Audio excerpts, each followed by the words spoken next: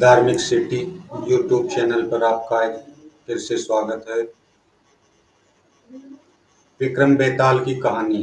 राजा चंद्रसेन और नवयुवक सत्वशील। राजा विक्रम बेताल को एक बार फिर अपने कंधे पर लादकर शमशान की ओर चल पड़ता है। तो बेताल राजा विक्रम को एक नई कहानी सुनानी शुरू करता है। कहता है कि बहुत समय पहले की बात है, जब समुद्र किनारे बसे एक नगर ताम्रलिपि में राजा चंद्रसेन का राज हुआ करता था। राजा से मिलने के लिए हजारों लोग उत्सुक रहते थे। उन्हीं में से एक था नवयुवक सत्यशील। सत्यशील को काम की तलाश थी, इसलिए वो हर दिन राजा चंद्रसेन से मिलने के लिए उनके राजमहल पहुंच जाता। अफसोस उसे हर बार दरबारी भगा देते थे। ऐसा होते होते बहुत समय गुजर गया, लेकिन लड़के ने हिम्मत नहीं हारी। वो राजमहल के साथ ही हर उस जगह पहुंच जाता जहां राजा की सवारी जाती थी। एक दिन राजा भ्रमण कर अपने सैनिकों के साथ महल की ओर लौट रहे थे। कड़ी धूप होने के कारण राजा को काफी तेज प्यास लगी। सैनिक इधर उधर पानी ढूंढने लगते हैं, लेकिन कोई भी कामयाबी नहीं मिलती। तभी राजा अपने मार्ग पर खड़े सत्यशील को देखते हैं। नवयुवक को देख राजा पूछते हैं, क्या तुम्हारे पास पानी है? सत्यशील तुरंत राजा को पानी पिलाता है और साथ ही मीठे फल भी खिलाता है। राजा उससे काफी प्रसन्न होते हैं और कहते हैं, मैं तुम्हें कुछ भेंट देना चाहता हूँ। बताओ तुम्हें क्या चाहिए? भूपति चंद्रसेन के सवाल पूछते ही झट से सत्यशील कहता है कि महाराज, मैं लंबे समय से काम की तलाश कर रहा हूँ। अगर आप मुझे कुछ काम दे दे तो आपकी बहुत कृपा होगी।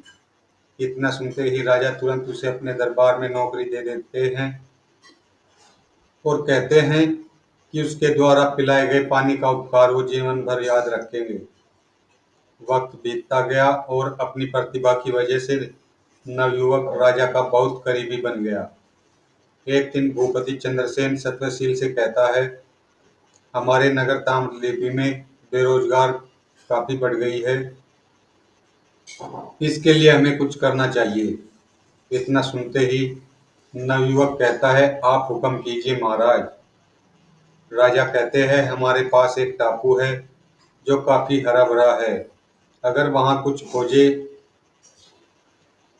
तो काम मिल सकता है। इतना सुनते ही सत्यशील जी महाराज कहकर टापू के लिए रवाना हो गया। समुद्र के रास्ते टापू के पास पहुंचते ही सत्यशील को पानी में तैरता हुआ एक झंडा नजर आया। झंडे को देखते ही वो हिम्मत जुटाकर पानी में कूदता है। पानी में कूदते ही नवयुवक सत्यशील टापू की राजकुमारी के पास पहुंच जाता है, जहां वो अपनी सहेलियों और सेविकाओं के साथ गाना गा रही होती है। राजकुमारी को नवयुवक अपना परिचय देता है। कुछ देर बाद बातचीत करने के बाद राजकुमारी सत्यशील को भोजन का निमंत्रण देती है और खाना खाने से पहले पास के ही एक तालाब में स्नान करने का आग्रह करती है। जैसे ही सत्यशील तालाब में नहाने के लिए उतरता है, वो ताम्रलिप्ति महल की सभा में पहुंच जाता है। एकदम सभा में सत्यशील को देख राजा चंद्रसेन चकित हो जाते हैं। वह उससे पूछते हैं, अरे तुम यहाँ कैसे? सत्यशील राजा को पूरी घटना के बारे में बताता है। सारी बातें जांचने के बाद राजा भी उस टापू में जाने का फैसला लेते हैं। वहां पहुंचकर भूपति चंद्रसेन उस टापू पर जीत हासिल कर लेते हैं। ऐसा होते ही राजा चंद्रसेन को राजकुमारी उस टापू का राजा घोषित कर देती है। राजा टापू को जीतने की खुशी में वहां की पूर्व राजकुमारी और सत्यशील की शादी करवा देते हैं। इस तरह राजा चंद्रसेन सत्यशील के पानी के उपकार को चुकाते हैं। इतनी कहकर बेताल चुप हो जाता है और विक्रम से पूछता है कि राजा चंद्रसेन और सत्यशील दोनों में से सबसे बलवान कौन था? सवाल सुनने के बाद विक्रम बोल पड़ता है, सत्यशील ज्यादा शक्तिशाली था। बेताल पूछता है, कैसे? तब विक्रम बताता है कि सत्यशील बिना कुछ सोचे ही टापू के पास झंडा देखकर पानी में कूद जाता है। वहां कूदने पर उसे किसी भी तरह का खतरा हो सकता था, जबकि राजा को पता था कि वहां पानी में कोई खतरा नहीं है। सवाल का जवाब मिलते ही बेताल राजा विक्रम के कंधे से उड़कर वापस घने जंगल में किसी पेड़ पर जाकर लटक जाता है।